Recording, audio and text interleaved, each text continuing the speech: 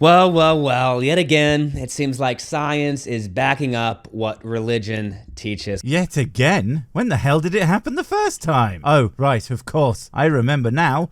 Never. But I'm sure our new best friend here thinks it happened all the time. Because he either doesn't understand science at all, or he's just making shit up to make it sound like the main tool we have for discovering factual things totally supports the main tool we have for getting people to believe the absolute opposite. But for some reason, that's never actually the case. Almost like science does not support nonsense. What a shonk. What's up, guys? I'm Father David Michael Moses. I'm a Catholic priest. If you enjoy these videos, subscribe so you don't miss out on future content. What's up, guys? I'm Sick. I'm a stupid piece of shit, but I actually care about facts and not being wrong all the goddamn time, so I actually try not to be. Like and subscribe if you don't want to miss out on future videos of me ripping the piss out of really stupid people who refuse to learn anything about science or reality.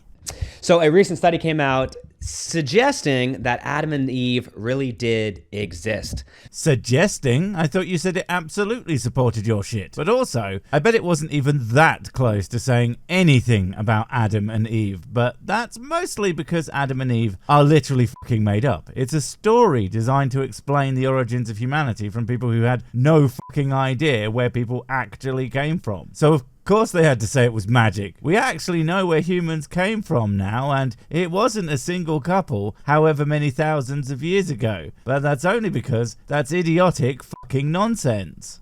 For Catholics, us as Catholics, we believe there was a first man and a first woman. And that is one of many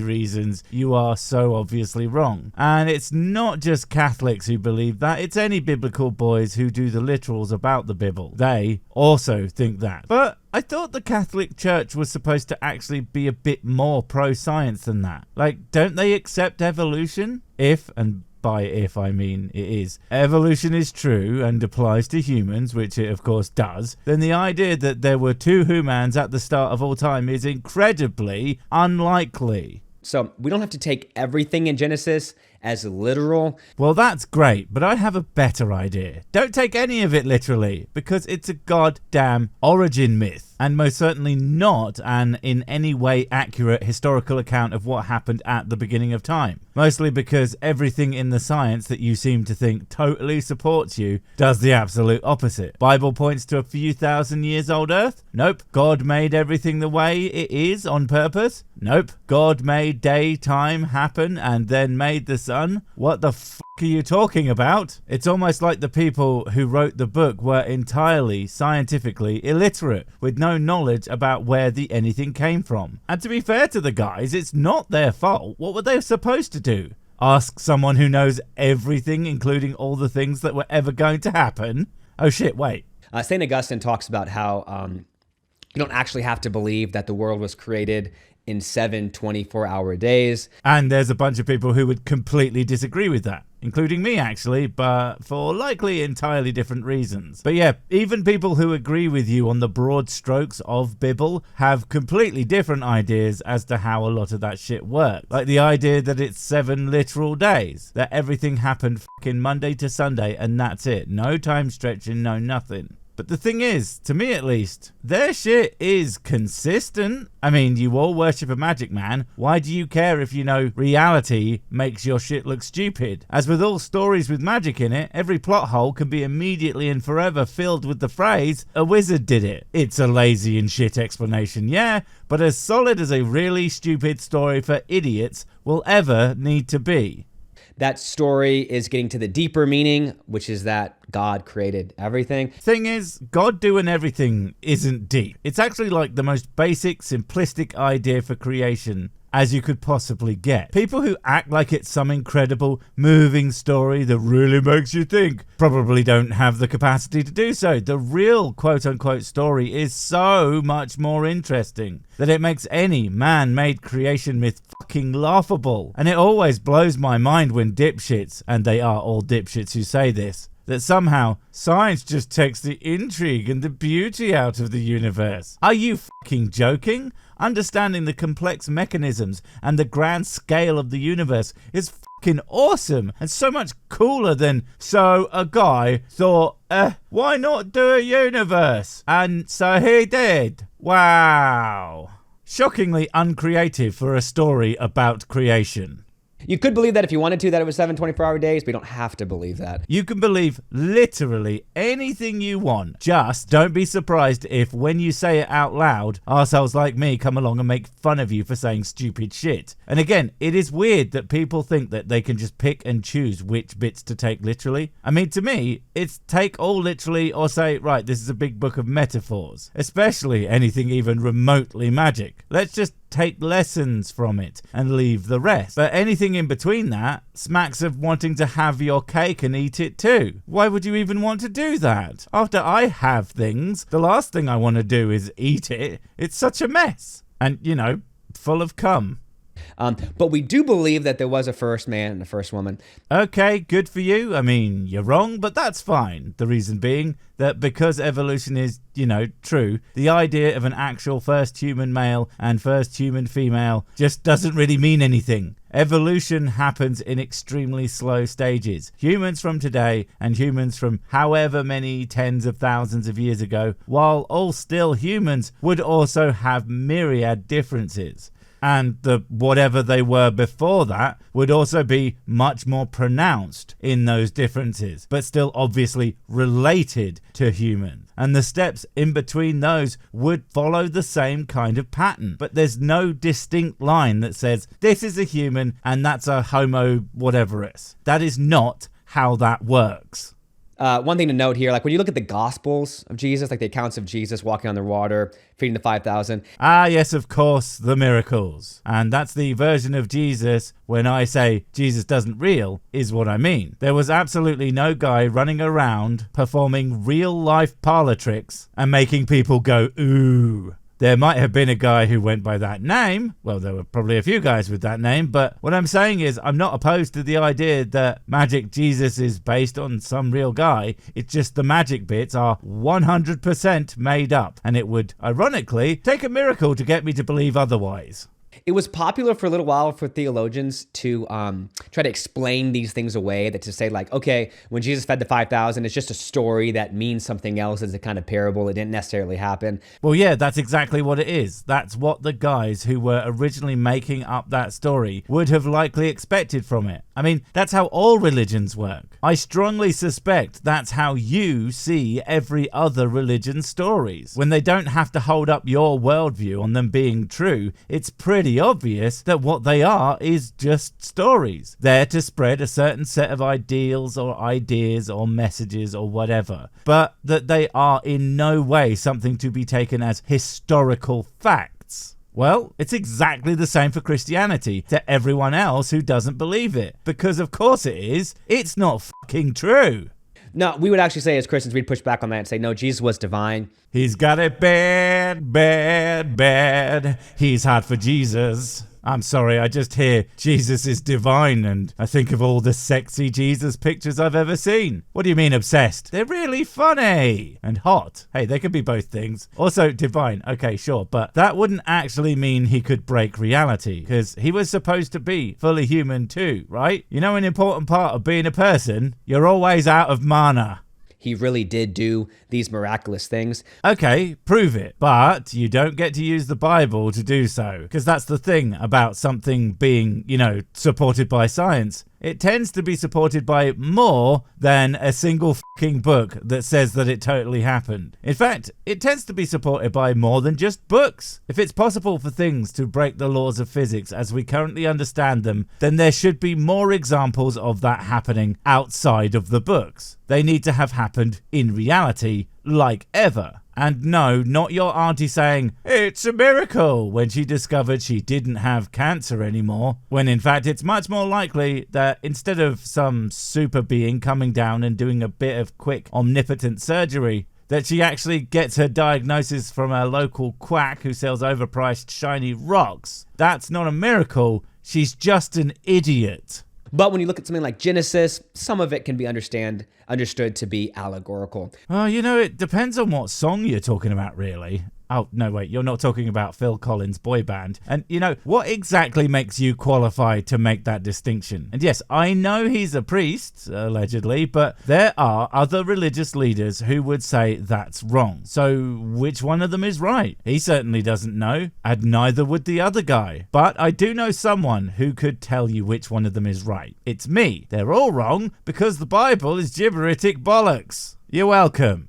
But we do believe there was a first man and a first woman. And so that's why this study is very interesting.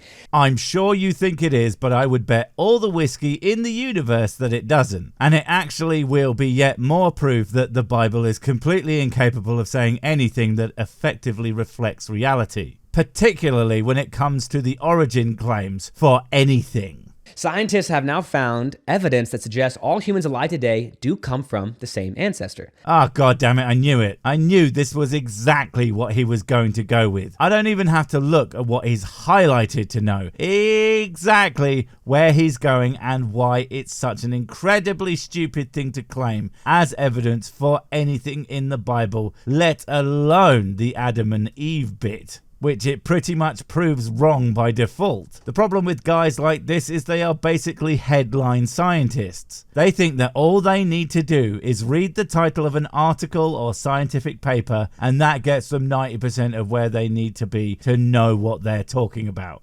And maybe they'll skim read to no more than about 2 paragraphs in to pretend that they have the gist of it. And then, of course, they act all surprised when people point out everything they think or say is wrong or misunderstood, or they may well be deliberately mischaracterizing the science. But I don't think that's fair. It's definitely all 3. The Mitochondrial Eve, a type of genetic material passed from moms to their children, can supposedly be traced in all of our DNA. Right, I knew it. See, I had it written down on this piece of paper that I clearly don't have total control of, so anything could be written on it at any time. But yeah, Mitochondrial Eve is not, and I cannot stress this enough, a representation of the first ever human woman. It is a title given to basically the oldest set of DNA that essentially everyone on Earth can be traced back to. It's a bit like how everyone in your family line can be traced back to a single person that you can still find any data on, and that'll probably be a few hundred years worth of people, maybe even a few thousand, but only if you're part of some fucking royal line probably. But you know what that doesn't mean? That there were no people before that ancestor. Just that, simply speaking, it's as far back as your available data goes. Mitochondrial boys are that, but with like genetics and shit. So it can go a little bit further back, but still not to the before people who definitely existed, for fuck's sake. Geneticists traced this DNA to figure out when the lineage started and found out it was about 200,000 years ago. Yeah, and that's the other bit. And it really honks back to the fact that you really love to pick and choose, don't you? Either the Bible is right about the age of the earth, which it implies is about 6,000 years, and the first people are within that span, or Mido Bido is the first human woman, which she ain't. And that means that the world is way fucking older than that. But you just want to be able to use whatever facts, well, whatever you think the facts say, and have both literal creation of first humans and this version of how old humanity is. It's frankly fucking infuriating. Researchers at the University of Sassari in Italy suggest Adam lived between 180,000 and 200,000 years ago. Ah, yes, of course, there is one for the lads as well, and that's quite interesting. I didn't know that Mido Adam had been dated so close to the current Eve, but it has the exact same problem that that's not the first man. It is the first man we can find in that line. The idea that this is in any way reflecting the first people on the planet is scientifically illiterate gibberish. Through similar studies of the Y chromosome, placing the pair at around the same time in human history. Around being the operative word for many reasons, all of them ending with the conclusion they almost certainly, and I mean that with a 99.99999 however many 9% chance that they never fucking met. First off, that's a really big goddamn time range with clearly no exact dates offered. So they lived probably thousands of years apart. Also, they could have been fucking anywhere on Earth, at least where humans were at those times. The Mitochondrial individuals are simply whoever can be found the furthest back, not a specific particular couple. And even if such a thing were discoverable, that still wouldn't make them the first human fucking couple.